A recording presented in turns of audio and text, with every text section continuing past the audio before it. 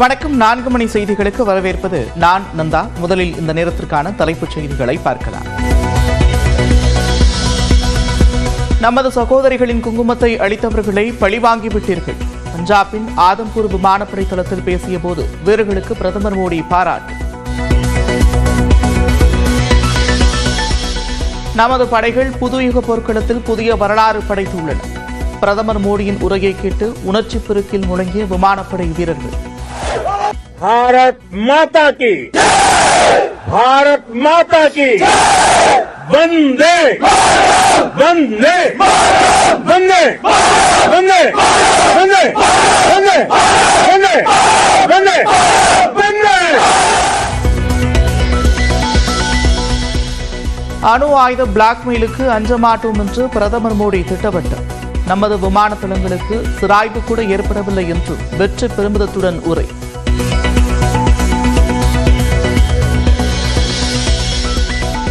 பொள்ளாச்சி பாலியல் வன்கொடுமை வழக்கில் மேல்முறையீடு செய்தாலும் தீர்ப்பு நிலைநிறுத்தப்படும். சிபிஐ தரப்பு வழக்கறிஞர் சுரேந்திர மோகன் திட்டவட்டம். சாட்சிகள் நல்ல முறையில் இருக்கு, பலமான சாட்சிகள். மேல்முறையீடு போனாலும் இந்த வழக்கு இந்த தண்டனை நிலைநிறுத்தப்படும் என்று நான் நம்புகிறேன். தமிழ்நாட்டையே உலுக்கிய பொள்ளாச்சி பாலியல் வன்கொடுமை வழக்கில் 9 பேரும் குற்றவாளிகள் என்று தீர்ப்பு. அனைவருக்கும் சாகும் வரை ஆயுள் தண்டனை விதித்து நீதிபதி நந்தினி தேவி உத்தரவு.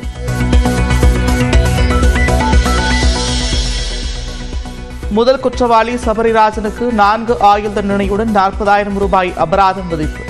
அதிகபட்சமாக 2வது குற்றவாளி திருநாவுக்கரசுக்கு 5 ஆயுள் தண்டனை விதித்து தீர்ப்பு.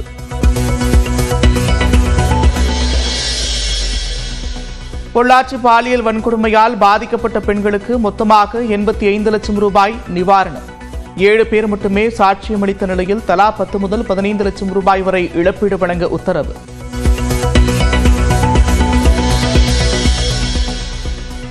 உளுந்தூர்பேட்டை அடுத்த கூவாகத்தில் களைகட்டிய கூத்தாண்டவர் கோவில் திருவிழா. தாலி கட்டும் நிகழ்வில் ஏராளமான திருநங்கைகள் பங்கேற்பு.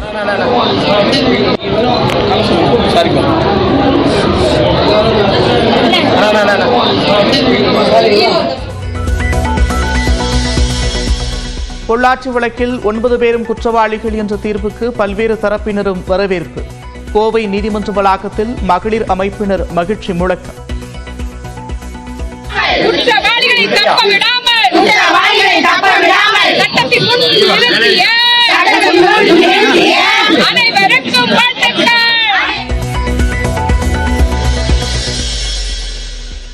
பொல்லாத அதிமுக நிர்வாகி உட்பட குற்றவாளிகள் நிகழ்த்தப்பட்ட பெருங்கொடுமைக்கு நீதி கிடைத்திருப்பதாக முதலமைச்சர் மு க ஸ்டாலின் வரவேற்பு. அதிமுக குற்றவாளி உள்ளிட்ட கூடாரத்தை பாதுகாக்க முயற்சித்த சார்கள் மானமறந்தால் வெக்கி தலைகுடியேற்றும் என்றும் எக்ஸலத்தில் பதிவு. பொள்ளாச்சி பாலியல் வழக்கில் குற்றவாளி கூடாரத்தை கைது செய்தது தனது தலைமையிலான அரசு என்று எடப்பாடி பழனிசாமி விளக்கம். நடுநிலையோடு சிபிஐ விசாரணைக்கு உத்தரவிட்டதால் தான் தற்போது நீதி கிடைத்திருக்கிறது என்றும் முதலமைச்சருக்கு பதில்.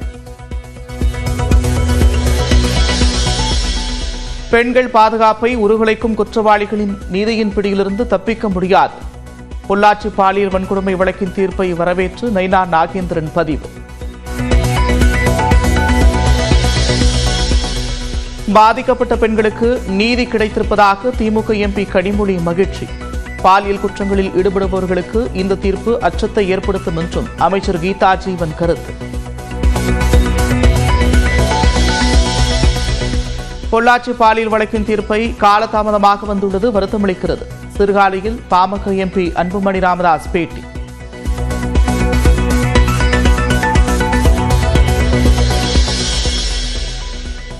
பஞ்சாப் மாநிலம் ஆதம்பூர் விமானப்படை தளத்திற்கு சென்ற பிரதமர் நரேந்திர மோடி ஆபரேஷன் சிந்தூரில் பங்காற்றிய விமானப்படை வீரர்களுடன் உரையாடினார்.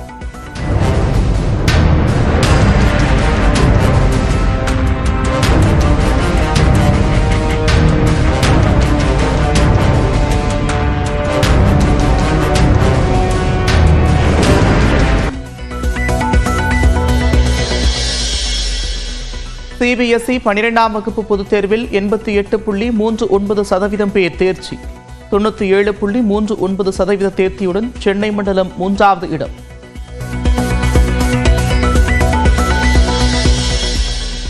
சிபிஎஸ்இ 10ஆம் வகுப்பு பொதுத் தேர்வில் 93.6% பேர் தேர்ச்சி, 98.79% வெற்றி பெற்று சென்னை மண்டலத்திற்கு 4வது இடம்.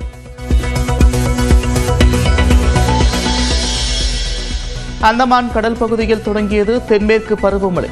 கேரளாவில் 27ஆம் தேதி தென்மேற்கு பருவமழை தொடங்க வாய்ப்பிருப்பதாக இந்திய வானிலை ஆய்வு மையம் கணிப்பு.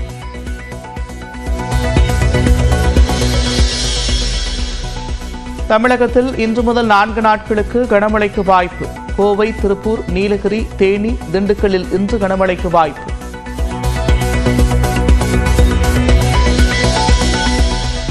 திருவாரூரில் சட்டவிரோதமாக செயல்படும் இறால் பண்ணைகளை மூட வேண்டும். மாவட்ட ஆட்சியருக்கு சென்னை உயர்நீதிமன்றம் உத்தரவு.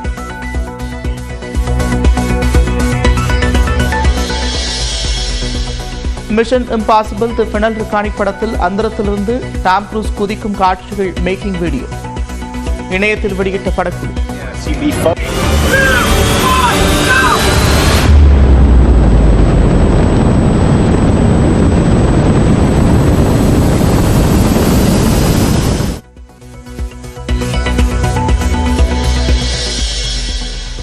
கோவையில் இளையராஜா இன்னிசை நிகழ்ச்சி ரத்து செய்யப்பட்ட விவகாரம். திட்டமிட்ட இடத்தில் ஜூன் 7ஆம் தேதி நிகழ்ச்சி நடத்தப்படும் என்று இளையராஜா வீடியோ வெளியீடு. மே 17ஆம் தேதி கோவையில் நடைபெற இருந்த என்னுடைய இசை நிகழ்ச்சி தவிர்க்க முடியாத காரணங்களால் ஜூன் 7ஆம் தேதி மாற்றி வைக்கப்பட்டிருக்கிறது என்பதை தெரிவித்துக் கொள்கிறேன். மதுரை சித்திரை திருவிழாவின் ஒரு பகுதியாக மண்டக முனிவருக்கு கள்ளழகர் சாப விமோனம் அளிக்கும் நிகழ்வு விமர்சையாக நடந்து வருகிறது. காட்சிகளை பார்த்து வருகிறோம். கூடுதல் விவரங்களோடு செய்தியாளர் கருணாகரன் இணைகிறார். கருணாகரன், விவரங்கள். நந்தா, அதாவது சித்திரை திருவிழாவின் சிகர நிகழ்ச்சியான வைகை ஆற்றில் அழகர் இறங்கும் வைபவம் நேற்று காலை நடைபெற்றது. அதைத் தொடர்ந்து தீர்த்தவாரி முடிந்து இன்றைய காலை வண்டியூர் வீரரா பெருமாள் கோயிலிலிருந்து எழுந்தருளிய அழகர் தேனூர் மண்டபம் வந்தடைந்தார். தேனூர் மண்டபத்தில் அவருக்கு திருமஞ்சனமாகி அவர் தற்பொழுது கருட வாகனத்தில் தீபாவளி முடிந்து எழுந்தருளி அங்கு அந்த மண்டக முனிவருக்கு சாப விமோசனம் வழங்கும் நிகழ்ச்சியில் நடைபெற்றது. அதில் நாரை பறக்க விடப்பட்டது. அதைத் தொடர்ந்து தற்பொழுது அந்த தேனூர் மக்களுக்கு மரியாதை செலுத்தப்பட்டு அந்த கருட வாகனத்தில் அழகர் தேனூர் மண்டபத்தில் இருந்து இறங்கி அவர் அந்த தேனூர் மண்டபத்தை 3 முறை வலம் வருகிறார். அதைத் தொடர்ந்து அவர் அருகில் உள்ள ஆஞ்சநேயர் மண்டபத்திற்கு செல்கிறார். அங்கு அங்க பிரவேசம் நடைபெறும். அதைத் தொடர்ந்து வழிநெடுகிலும் உள்ள அழகர் தொடர்ந்து இன்று இரவு 11 மணி அளவில் ராமராயர் மண்டகப்படி செல்கிறார். அங்கு இன்று இரவு விடிய தசவதாரம் நிகழ்ச்சி நடைபெறும். தொடர்ந்து பல்வேறு நிகழ்ச்சிகள் நடைபெறுகிறது. தற்பொழுது அந்த மண்டக முனிவருக்கு சாப விமோசனம் வழங்கும் நிகழ்வானது நடைபெற்றது. அதை ஆயிரக்கணக்கான பக்தர்கள் கண்டு கழித்தனர். இதைத் தொடர்ந்து வழி நெடுகிலும் உள்ள அந்த இதுக்கு செல்கிறார். மேலும் இந்த தேனூர் மண்டபத்தின் சிறப்பு என்னவென்றால், தேனூர் மண்டபத்திற்கு அழகர் கோவிலில் இருந்துதான் எந்த கட்டணமும் செலுத்தப்படாது. அழகர் கோவிலில் இருந்துதான் இவர்களுக்கு பங்கு அளிக்கப்படும். காரணம் 400 ஆண்டுகளுக்கு முன்பாக அழகர் ஆற்றில் இறங்கிய இடம் மதுரை அருகே உள்ள தேனூர் திருமணநாயக்கர் மதுரையில் மாற்றப்பட்டது. எனவே தேனூர் மக்களுக்கு மரியாதை செலுத்தும் வகையில் மதுரை வைகை ஆற்றில் தேனூர் மண்டபம் எழுப்பப்பட்டு 400 ஆண்டுகளாக இங்கு அந்த தேனூர் மக்களுக்கு மரியாதை செலுத்தப்படுகிறது. இங்குதான் மண்டக முனிவருக்கு சாப விமோசனம் அளிக்கப்படுகிறது என்பது சிறப்பான தகவல். நந்தா, நன்றி கருணாகரன் விவரங்களுக்கு.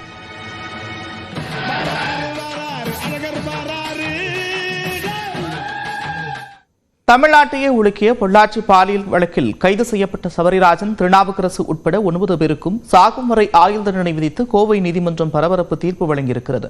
கோவை மாவட்டம் பொள்ளாச்சியில் கடந்த 2019ஆம் ஆண்டு கல்லூரி மாணவிகள் மற்றும் இளம்பெண்கள் கூட்டு பாலியல் வன்கொடுமைக்கு உள்ளாக்கப்பட்டு துன்புறுத்தப்பட்ட சம்பவம் பெரும் அதிர்வலைகளை ஏற்படுத்தியது. இந்த வழக்கில் சபரிராஜன், திருநாவுக்கரசு, வசந்தகுமார், சதீஷ், மணிவண்ணன் ஆகிய 5 பேர் முதற்கட்டமாக கைது செய்யப்பட்ட நிலையில் வழக்கு சிபிஐ வசம் மாற்றப்பட்ட பின்னர் அதிமுக நிர்வாகியாக இருந்த அருணானந்தம் மற்றும் ஹெரன்பால், பைக் பாபு உள்ளிட்ட 4 பேர் கைதாகினர். இந்த 9 பேர் மீது பாலியல் வன்கொடுமை, கூட்டு சதி உள்ளிட்ட 8 பிரிவுகளின் கீழ் வழக்கு பதிவு செய்யப்பட்டது. மிக முக்கியத்துவம் வாய்ந்த இந்த வழக்கு சென்னை உயர்நீதிமன்றத்தின் கண்காணிப்பில் கோவை மகளிர் நீதிமன்றத்தில் நடைபெற்று வந்தது. கடந்த 6 ஆண்டுகளாக நடைபெற்று வந்த வழக்கு விசாரணை நிறைவடைந்த நிலையில் கோவை கூடுதல் மகளிர் நீதிமன்றம் இன்று தீர்ப்பு வழங்கியது.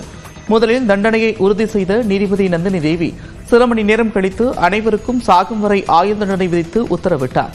பாதிக்கப்பட்ட பெண்களுக்கு மொத்தமாக 85 லட்சம் ரூபாய் நஷ்டஈடு வழங்கவும் நீதிபதி உத்தரவிட்டார். பொள்ளாச்சி பாலியல் வன்கொடுமை வழக்கில் முதல் குற்றவாளியான சபரிராஜனுக்கு 4 ஆயுள் தண்டனை விதிக்கப்பட்டுள்ளது. திருநாவுக்கரசு, மணிவண்ணன் ஆகியோருக்கு 5 ஆயுள் தண்டனையும், சதீஷ், ஹெரன்பால் ஆகியோருக்கு தலா 3 ஆயுள் தண்டனையும், வசந்தகுமாருக்கு 2 ஆயுள் தண்டனையும் விதிக்கப்பட்டுள்ளது. பாபு, அருளானந்தம், அருண்குமார் ஆகியோருக்கு 1 ஆயுள் தண்டனை விதித்து நீதிபதி தீர்ப்பு வழங்கியிருக்கிறார். குற்றவாளிகள் 9 பேருக்கும் 5,000 ரூபாய் முதல் 40,000 ரூபாய் வரை அபராதம் விதிக்கப்பட்டுள்ளது. 85 லட்சம் ரூபாய் இழப்பீடு தொகையை பாதிக்கப்பட்ட பெண்களுக்கு பிரித்து வழங்கவும் உத்தரவிடப்பட்டுள்ளது. பொள்ளாச்சி வன்கொடுமையில் 8 பெண்கள் பாதிக்கப்பட்ட நிலையில் அதில் ஒருவர் சாட்சி சொல்ல வரவில்லை. இதனால் அவருக்கு இழப்பீடு வழங்கப்படாது என்றும் தெரிவிக்கப்பட்டுள்ளது.